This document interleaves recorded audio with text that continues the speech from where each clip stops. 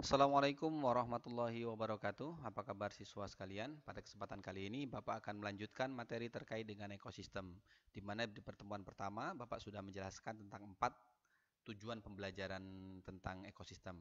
Nah, kali ini Bapak akan melanjutkan tentang 3 materi yang belum kita bahas. Adapun tujuan pembelajaran kita kali ini, yang pertama adalah seluruh siswa mampu menjelaskan apa yang dimaksud dengan aliran energi yang di dalamnya terdapat rantai makanan, ya, dan jaring-jaring makanan. Kemudian yang kedua, siswa mampu menjelaskan perbedaan antara rantai makanan dengan jaring-jaring makanan. Dan yang terakhir, siswa mampu menjelaskan terkait dengan piramida ekologi. Oke, kita mulai materi kita pada kesempatan kali ini dengan sama-sama melafazkan lafaz basmalah. Bismillahirrahmanirrahim. Semoga materi ini dapat dengan mudah kalian pahami. Terkait dengan aliran energi dalam ekosistem. Baiklah, anak-anak sekalian.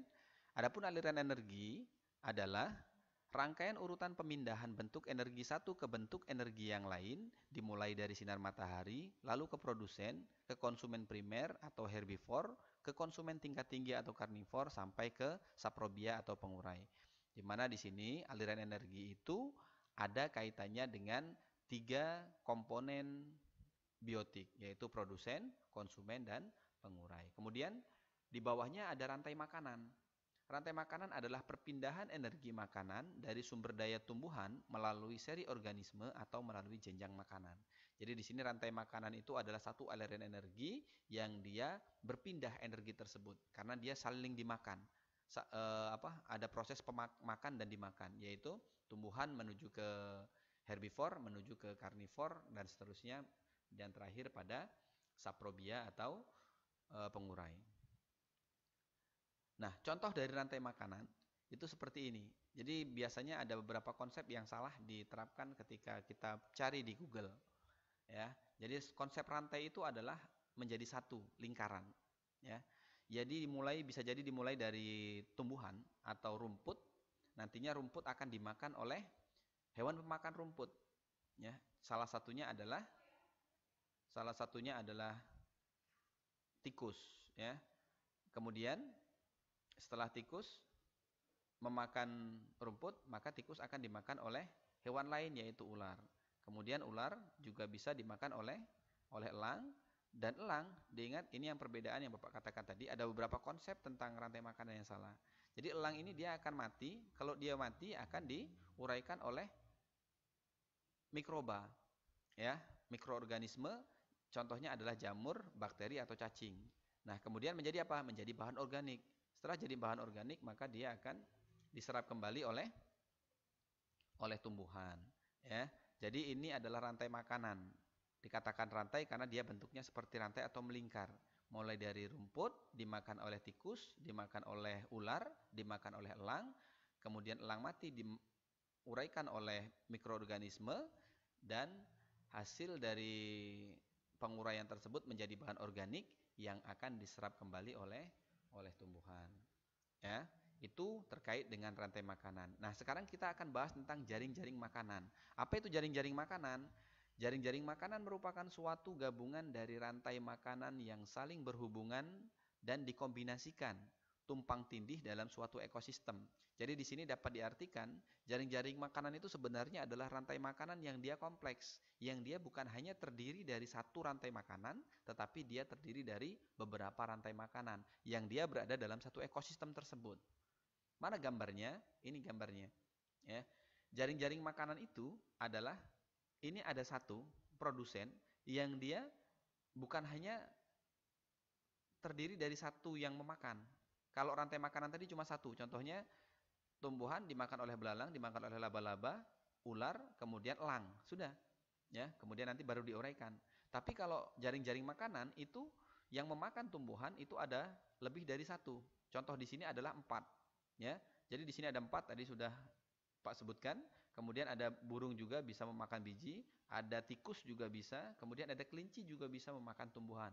Dan di mana nanti di situ akan saling berkaitan, memakan dan dimakan. Cuman ada satu perbedaan dari jaring-jaring makanan yang unik. Jaring-jaring makanan untuk konsumen tingkat puncak itu bisa lebih dari satu. Contohnya adalah di sini ada dua, yaitu rubah dengan elang. Jadi bisa, ya, bisa lebih dari satu untuk konsumen puncaknya. Oke, sampai di sini paham ya perbedaan antara jaring-jaring makanan dengan rantai makanan. Oke, kita lanjutkan. Yang selanjutnya adalah tingkatan trofik. Apa itu tingkatan trofik? Tingkatan trofik itu adalah sebuah tingkatan yang dia menunjukkan bahwasanya yang paling bawah sampai ke yang paling atas itu adalah terkait dengan hubungan yang saling terkait antara produsen, herbivore, carnivore 1 dan carnivore 2. Ini sebenarnya sangat terkait erat dengan rantai makanan, di mana yang paling bawah atau yang akan dimakan pertama kali, yang menjadi sumber energi pertama, itu adalah produsen atau trofik 1. Nah ini, trofik 1. Kemudian herbivore itu merupakan trofik 2, carnivore 1, trofik 3, dan carnivore 2, trofik 4, dan seterusnya.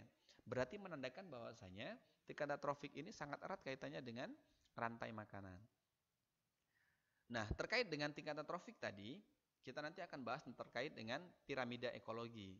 Apa itu piramida ekologi? Adalah gambaran susunan antar trofik dapat disusun berdasarkan kepadatan populasi, berat kering atau maupun kemampuan menyimpan energi pada setiap trofik. Nah, ini contohnya, piramida ekologi.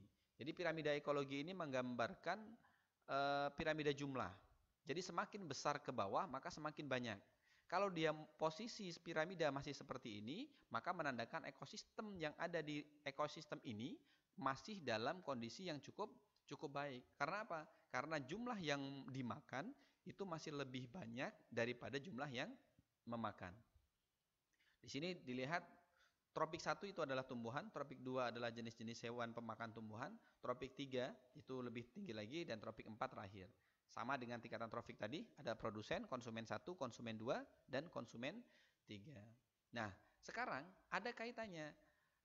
Kalau ini dikatakan sebagai ekosistem yang seimbang, tapi ingat, ada manusia. Manusia ini bisa mengganggu ekosistem. Contoh, ya, apabila ada di suatu ekosistem terjadi kerusakan, ya, mungkin oleh manusia atau mungkin oleh alam. Kerusakannya apa? Kerusakannya adalah tumbuhan ini mengalami penurunan jumlah. Apa yang terjadi pada hewan di atasnya, maka dia pun akan mengalami penurunan seluruhnya. Jadi ingat, trofik 1 ini sangat berpengaruh sekali dengan makhluk hidup yang ada di atasnya. Jadi kalau dia berkurang, maka seluruhnya akan berkurang, karena dia akan mengalami kekurangan makanan. Tapi kalau yang berkurang adalah konsumen tingkat 1 atau trofik 2, maka ada beberapa pengaruh. Apa pengaruhnya? Jika di sini dia berkurang, ya, maka di atasnya pun akan berkurang. Tapi bagian bawah akan semakin meningkat karena jumlah pemakan dari tumbuhan itu akan mengalami penurunan. Kemudian yang ketiga, konsumen tingkat 2 yang berkurang. Apa yang terjadi jika dia berkurang? Maka konsumen tingkat 1 atau pemakan bawah ini, maka dia akan meningkat karena tidak ada yang memakan. Nah, dampaknya ketika dia mengalami peningkatan, maka produsen atau tumbuhan akan mengalami penurunan. Nah, ini yang bahaya. Ya, jika konsumen tingkat 2 di sini dia mengalami penurunan, ini biasanya hama. Hama akan semakin meningkat sehingga merusak tumbuhan yang ada di bawahnya. Yang di bagian atasnya gimana? Yang di bagian atasnya akan juga mengalami penurunan. Kemudian kalau konsumen tingkat 3 yang berkurang, ini akan berkurang, maka tropik 3 itu akan mengalami peningkatan yang nantinya akan berdampak pada tropik 2 yang akan mengalami penurunan. Sehingga tropik 1 akan mengalami peningkatan. Jadi sebenarnya stabilitas ekosistem itu sangat erat kaitannya dengan bagaimana kita untuk melestarikan lingkungan kita, bagaimana kita untuk menjaga lingkungan kita, atau bagaimana kita untuk mencegah terjadinya kerusakan lingkungan. Nanti dampak-dampak terkait dengan kerusakan lingkungan itu bisa kita lihat di sini. Kerusakan lingkungan akibat hujan asam, hujan yang dia memiliki pH asam menyebabkan kerusakan pada lingkungan. Kemudian kerusakan hutan kemudian pencemaran sungai. Ternyata kerusakan lingkungan itu sebagian besar disebabkan oleh ulah manusia.